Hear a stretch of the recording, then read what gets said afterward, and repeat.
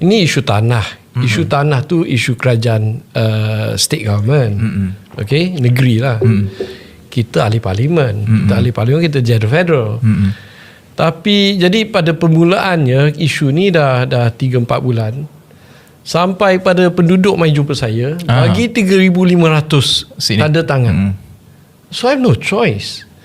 So jadi the first thing I did was tulis surat lah pada negeri Selangor, minta Menteri Besar bagi explanation. Kita minta kronologi macam mana tanah ni boleh dijual pada Jekyll. Ya, sebab dia di sebelah Forest Reserve Air Hitam. Dan kita dapat a few answers lah. Satu-satunya daripada Esko Jamalia. Dia tulis sebenarnya tanah ni dah digazet daripada Forest Reserve tahun 1926. Tak tahu ada kerajaan dah 1926. Right? But it doesn't answer the question. Soalan kita ialah why a map 1950, 1952, 1975 semua tunjuk bahawa it's still part of a forest reserve. Okay? And how did this Jekyll come to own? Macam mana dia boleh dapat tanah ni? 169 ekar ni. Ya. Jadi bila kita minta data semua tak bagi. Tak bagi. So bagi saya tulis surat, bagi timeline 2 minggu. Okay? Itu I think 16 bulan Disember saya tulis surat pertama lah. Tunggu tahun baru tak ada. Okay lah, maybe Christmas ke holiday ke tak apalah. Then we gave another time. On the 6th of January kita tulis satu lagi surat bagi 14 hari lagi. Ngam-ngam parlimen bersidang 20 hari bulan, sempat lah, dah habis dah time 14 hari tu. Jadi kita pun dah buat research sendiri. Kita pergi NAPIC, the national punya record. Itu Kementerian MOF punya data. Kita cari lah, tanah ni di kawasan sini Jekyll beli berapa. We found out the historical context untuk 139. 30 ekar lagi tak jumpa lagi. Okay? Dari situ kita lihat bahawa tanah ni dijual pada 2 stage. Stage pertama 30 ekar lebih kurang dijual oleh Tan Sri Khalid masa dia Menteri Besar. Okay. Hang on, but bila dia digazetted sebagai 1926.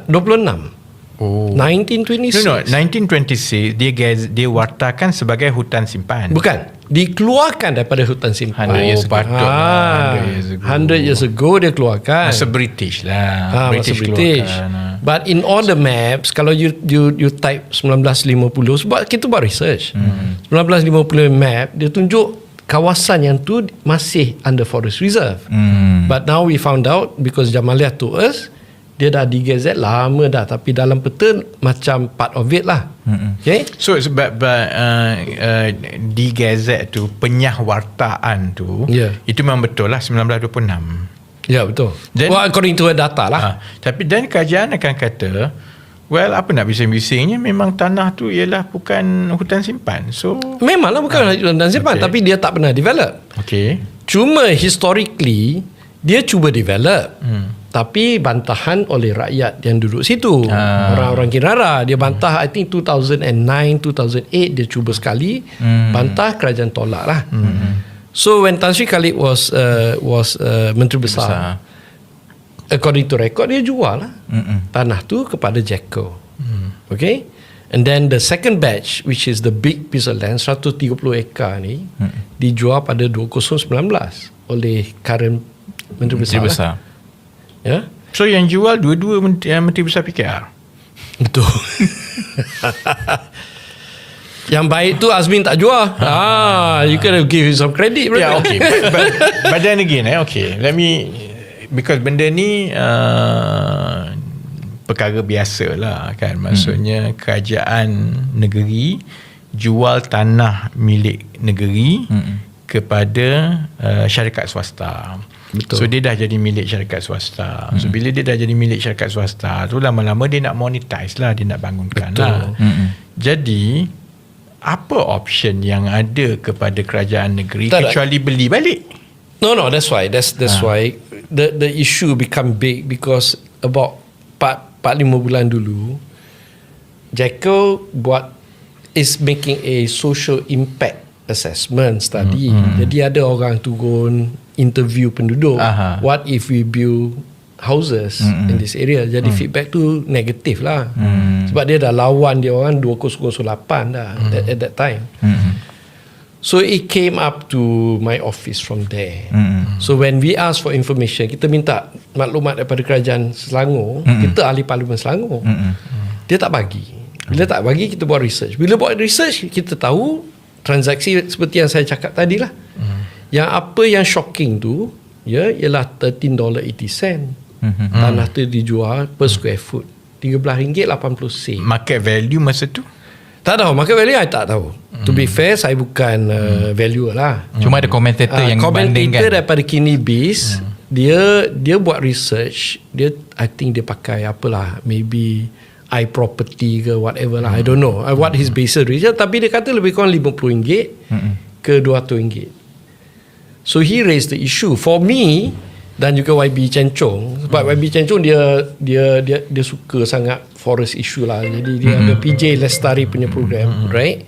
So we started looking at this matter and we try to understand if we want to buy back. Kalau kita nak suruh kerajaan beli balik, RM13.80 kali 169 ekar ni lebih kurang 200 million lah, 190 something million.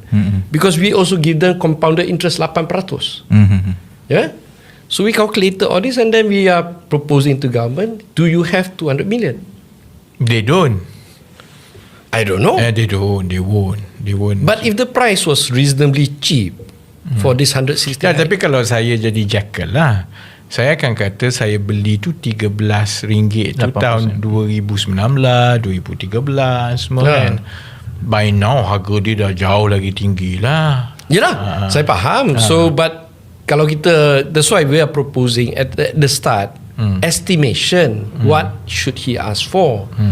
Kalau kita nak compensate, kita kena bayar compounded interest 8% lah lebih kurang. So we come up with this number. Maybe Jacko akan minta 47 juta, 57 juta, then out of the question. But kita ni ahli parlimen. You faham? By the time this thing came up to the last week, another 1,500 signature, 5,000 lebih dah signature dah kita dia dah kumpul bagi kita. So I just want the kerajaan tell me the historical fact. Can you confirm apa yang kita cari di NAPIT tu betul atau tidak? Then kira berapakah yang kita sanggup offer nak beli balik daripada Jacko. Kalau tak boleh beli balik, Jacko akan minta development order. But sebab dia beli tanah is for development. Then what will happen? Kita jam dia plot ratio or what? It's not fair to Jacko. To be fair lah to everybody. Yeah. Tapi KiniBiz dia kata nampaknya tanah ni murah lah. So that is the problem. But what is the most surprising thing bagi saya? Tapi kalau you jadi MB, katakanlah you jadi MB kan, I start to talk lah. What choice do you have? Because financially, kalau contohnya kerajaan negeri Selangor bersetuju nak beli balik, katakanlah habis 300 juta, and dia tak ada tau lebihan 300 juta sebanyak itu. Selangor sebenarnya hasil tak banyak, dalam 2 bilion lebih je, kan. Jadi katakanlah dia nak kena beli 300 juta, tapi penduduk lain pula, penduduk di Pandan, penduduk di Selayang pula kata, kenapa habiskan 300 juta pergi beli tanah dekat Subang ni? 300 juta tu baik bagi kat kita orang seluruh negeri semua, bagi basket ke, bagi komputer percuma semua. So kalau you jadi MB, macam mana you nak buat? Because kalau you tak beli sebab tanah tu dah dijual oleh MB PKR sebelum ini, kalau you tak beli, dia submit development order nanti untuk buat kan. Bila dia submit development order, kalau kerajaan, local council lah, dalam kat sini di bawah MBSJ lah kan, Majlis Bandaraya Subang Jaya, kalau MBSJ tak bagi, they bring to court. Kalau dia dah penuh cukup syarat semua, then basically kerajaan negeri akan kalah lah kan. Dia akan bayar lebih besar pampasan dia. Yelah, kan. So kalau tak bagi DO, development order, kebenaran merancang, tak boleh. Tapi kalau nak beli, then financially, selain daripada sebenarnya I don't think kerajaan Selangor ada 300 juta, 200 juta untuk beli balik. Issue dia also that, moral consideration is using that 200 million instead of spending for the rest, spend dekat satu kawasan. So how do you go about it? No. To me, sebagai ahli parlimen, penduduk kita 5,000 dah minta data. First thing, transparency in government. Bukan Cik Mina tepi jalan minta data. Ahli parlimen minta. Please respond to us. You are the Freedom Information Act sejak 2011. Okay. Do the right thing. And hari tu pun I masih ingat 5 hari bulan Januari, sebelum saya tulis surat untuk minta lebih data tu, second reminder letter, Datuk Seri Anwar kata sebagai kerajaan, kalau ada official request, you have to respond. So I think this is the irony of it lah. Ni isu tentang transparency of government and responsive government. Sebagai ahli parlimen, we are accountable pada penduduk kita. That is the core point. I cuma nak tahu, is there any other option than buying the house? Or buying back the land? Beli tanah tu balik. Okay. Or you want to use the development order, pakai pressure on the MBSJ to limit the plot ratio. But before they can go there, bagi data betul. That's all. Because saya bukan adun. I cannot go to the state government and say, I want you to do this, I want you to. I'm asking, if we want to explore, kalau kita nak cuba beli, how much do we need? Why do I have to do the paperwork myself? Because what I found at NAPIC might be true, might not be true. What I found is not complete pun. Saya jumpa 139 acre, tak sampai 169. So there's a 30 acre empty question that I can't find the data on. So please give me the chronology, give me the legal status. That's all I'm asking. Dan bagi kerajaan Selangor, update us lah. Sebab rakyat minta daripada kita.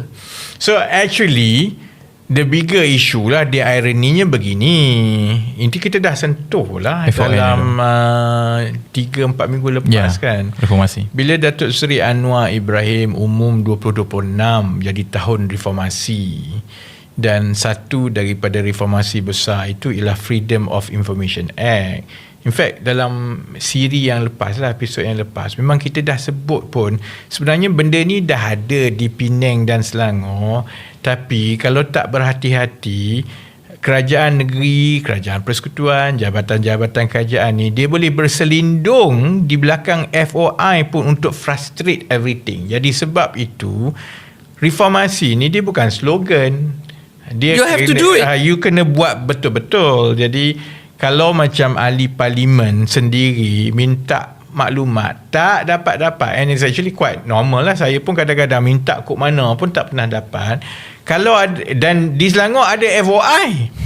Kalau kerajaan persekutuan nanti buat FOI pun, tapi tidak ubah budaya, tidak betul-betul ubah orang kata jiwa pentadbiran, dia akan jadi macam ini, dan 5-6 tahun akan datang dia akan backfire lah, kerana orang minta maklumat lebih susah dah dapat daripada yang sebelum ada FOI. So now this one I think you have to wait, because it's very tricky jugalah kan. No, I fully understand. Saya Menteri Besar, if I don't have 200 million, kalau I spend 200 million pun memanglah pandai akan gaduh. Ampang kata it's better spend for other things. I agree. But you have to give an answer. You kena beritahu kita apa isu-isu dia, right? But kalau Kinibis yang tulis kata dia murah, it's actually very cheap to buy. Why did you sell so cheap? Those are fundamental question also. But soalan saya yang penting ni, what are the aduns doing?